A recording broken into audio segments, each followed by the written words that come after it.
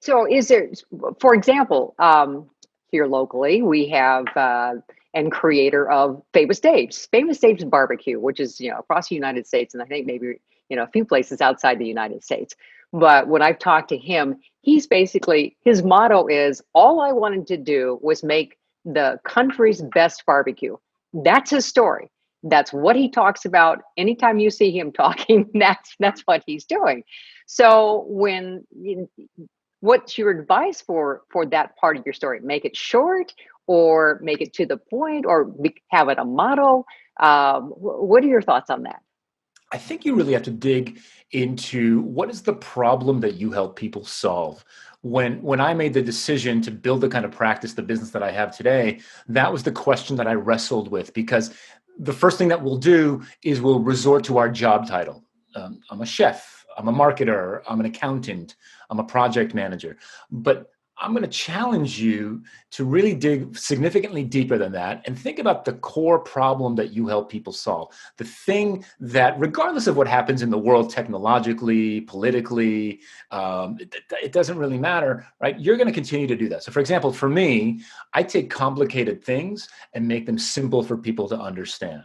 Now, the context that I've done that throughout my career has shifted. It started off with design and then product management, and now it's leadership and consulting. Well, that's my core problem that I help people solve. And I think that as you think through kind of what is that the core message you want to get across, is I would challenge you to dig deep and say, well, what is the thing that I help people do? And that's the thing you want to be known for. Your next step is follow the new path, and you devote quite a bit of your book to this chapter. And again, it sounds like as you build your personal brand, there are multiple ways that you can go with this. So, explain that for us. This is both the amazing and the terrifying part of this particular process, because if you plant a flag and you start to tell your story and it resonates and you're building an audience and you're starting to build a platform, you're going to start to generate new opportunities towards you. You're going to start to attract these new opportunities towards you. These new paths are opportunities for you to start to expand how you share your story, how you share your skill set, and how you share your expertise. The frightening part is that more often than not, these are going to be opportunities that you may never have done before and you may not know how to do. And they're going to start to pull you away from the core practice of doing what it is that you do. So I'll be very specific. So I was a designer. I was a web designer for a decade.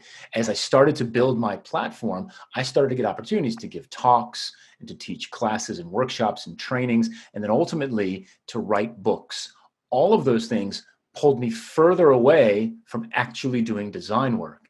And my skill sets on that front were beginning to atrophy a little bit, which was the terrifying part, right? That was the way I was making my living. And now I'm doing less of that. But it's these new opportunities that then drive even bigger and more opportunities as well. So the talks, the workshops, and then ultimately the books really begin to generate even newer and bigger and more amazing paths. And that's why really embracing these opportunities as they come in is the key, even though it might scare you to kind of be pulled away from the core thing that you do every day.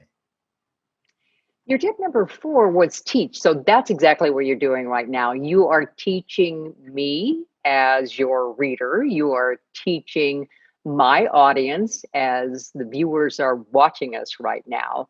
Uh, but there are multiple ways to teach. Yeah, so that's spot on, right?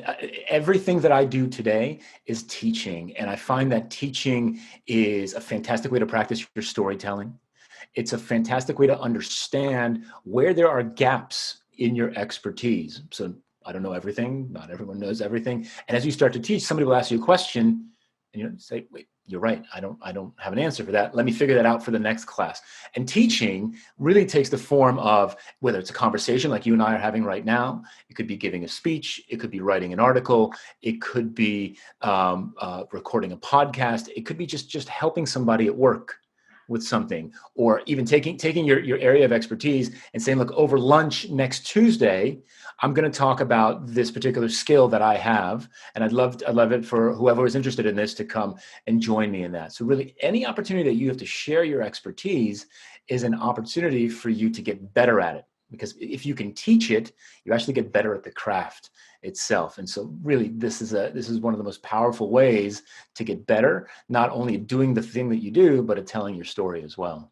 Mhm. And you really say, look out for the opportunities, basically, uh, guest articles, interviews, and basically say yes to anything that's kind of coming your way. So therefore, when I asked you to join me on this, you said yes right away, and I'm very pleased about that. We live in You live in Spain, I live here in the Minneapolis area, and so I really appreciate your time in trying to explain what it is that you're doing right now so that people can become forever employable. And then finally, your fifth tip is, and I think this is crazy, you've probably been told this is crazy, but it's give it all away.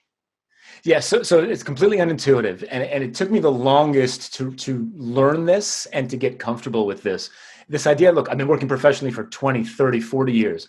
I have a tremendous amount of experience and expertise, and my advice to you is to give it all away. To give it all away for free, and it's unintuitive because, hey, look, I've earned this. I should be paid for this, and I completely agree that you should be paid for it.